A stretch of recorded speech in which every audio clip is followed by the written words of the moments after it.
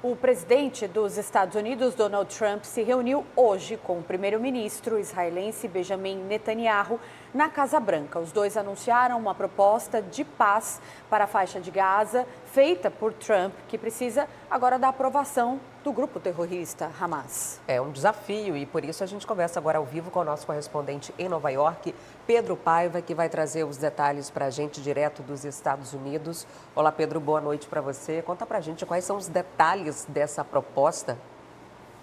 Boa noite, Adriane, Carolina. Boa noite também a todos que nos assistem. Os detalhes do plano foram revelados hoje pelos dois líderes durante uma coletiva de imprensa. O presidente Donald Trump anunciou que, caso o Hamas não aceite os termos, ele apoiará completamente as ações de Israel para eliminar o grupo terrorista. Na prática, o plano afirma que Israel deve fazer um primeiro recuo militar. Em seguida, o grupo terrorista Hamas seria obrigado a retornar os reféns que ainda mantém nos túneis de Gaza. Em um terceiro momento, após a formação de uma força internacional de estabilização, Israel recuaria ainda mais, mas não para fora do território palestino.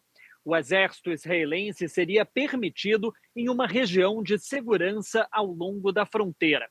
Em troca, aproximadamente 250 integrantes do Hamas, que cumprem pena de prisão perpétua em Israel, e outros 1.700 que foram presos após os ataques de 7 de outubro de 2023, seriam libertados. A proposta americana, que foi aceita por Israel, diz que os combatentes que entregarem as armas e se comprometerem a uma existência pacífica seriam anistiados. É pouco provável, porém, que o Hamas aceite os termos apresentados por Donald Trump, pelo menos de acordo com as exigências apresentadas até aqui pelo grupo. Uma delas, por exemplo, seria o fim da guerra e a retirada total das tropas de Israel do território antes do retorno dos sequestrados. Além disso, o plano de Trump, já aceito por Israel, afirma que o Hamas não poderia ter qualquer papel no governo da faixa de Gaza após o fim do conflito. A administração ficaria a cargo de uma diretoria presidida pelo próprio Donald Trump, que já afirmou querer transformar a região em uma riviera. O plano não apresenta, por exemplo, uma solução sobre a criação de um Estado palestino. Ele chega a mencionar que essa é uma aspiração da população local, mas que discussões sobre a formação de um Estado nacional só seriam possíveis após a reconstrução de Gaza e um programa de reforma por parte da Autoridade Palestina, a entidade que administra a Cisjordânia e que é vista pelos líderes árabes como a representante legítima dos palestinos. Em Israel, o plano foi elogiado tanto pelo governo de Netanyahu quanto pela oposição. O presidente francês Emmanuel Macron, que recentemente reconheceu o Estado palestino, também parabenizou a iniciativa, afirmando que o Hamas não tem outra opção que não aceitar o plano. Líderes da organização terrorista contactados pela mídia americana afirmam que ainda não receberam uma cópia da proposta americana.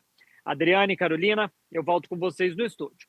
Muito obrigada, viu, Pedro, pelas suas informações. Pedro Paiva falando com a gente direto de Nova York. E o presidente do Congresso e do Senado, Davi Alcolumbre, pediu nesta segunda-feira ao Supremo Tribunal Federal que mantenha o número de cadeiras da Câmara para as próximas eleições diante do veto do presidente Lula ao projeto de lei sobre o aumento de deputados. Ao vivo nós vamos conversar então com o Lucas Mota, que vai trazer para a gente mais informações. Lucas, uma ótima noite para você. Conta para a gente então sobre esse pedido, sobre os detalhes. Agora, boa noite para você. Boa noite, Carol, Diniz, boa noite a todos. Já houve, inclusive, resposta do Supremo Tribunal Federal, o STF, na pessoa do ministro Luiz Fux, que atendeu a esse pedido e determinou que o mesmo número de cadeiras de deputados federais que foi praticado em 2022, naquela eleição, seja mantido até 2030. Agora, por que de toda essa movimentação? O contexto é que, ainda em 2023, a própria Corte, o Supremo Tribunal Federal, ele deu um limite que se estendeu até o dia 30 de junho desse ano para que o Congresso atualizasse esse número de cadeiras, levando em consideração a divulgação do último censo feito pelo IBGE. Só que dentro dessa medida, o que ia acontecer é que alguns estados, algumas bancadas, iriam ter mais cadeiras e outras perder representatividade. Para evitar essa perda, o Congresso aprovou um aumento no número das cadeiras, ou seja, da quantidade de deputados federais, de 513 para 531. O projeto de lei foi aprovado nas duas casas legislativas, só que quando chegou para ser apreciado pelo presidente Lula, ele foi vetado de forma integral. Portanto, voltou para a análise do Congresso. Dentro dessa volta, o presidente do Congresso, o senador Davi Alcolumbre, pediu que não houvesse ainda a aplicação desse pedido de atualização do número de cadeiras, porque o processo legislativo não foi concluído. Dentro dessa situação, ele também explicou que é preciso que haja muita clareza, o ministro Luiz Fux, muita clareza sobre a quantidade de deputados em cada estado, para que não haja algum tipo de irresponsabilidade ou insegurança jurídica. A gente, como o processo voltou, ainda não tem uma indicação dentro do Congresso Nacional de qual deve ser o número final desses deputados ou a nova proposta do projeto. Mas o que tudo indica é que a gente deve sim ter um aumento para que não haja perda em nenhuma bancada. Volto com vocês aí no estúdio.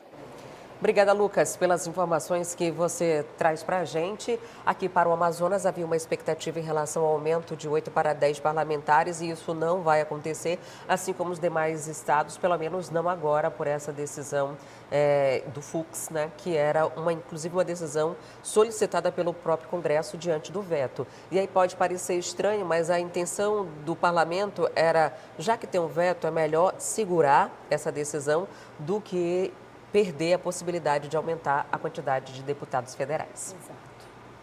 Quer acompanhar as principais notícias do Brasil e do mundo? Então se inscreva no nosso canal e ative o sininho para receber todas as atualizações. A gente volta em breve com mais informação para você. Até o próximo vídeo. Tchau!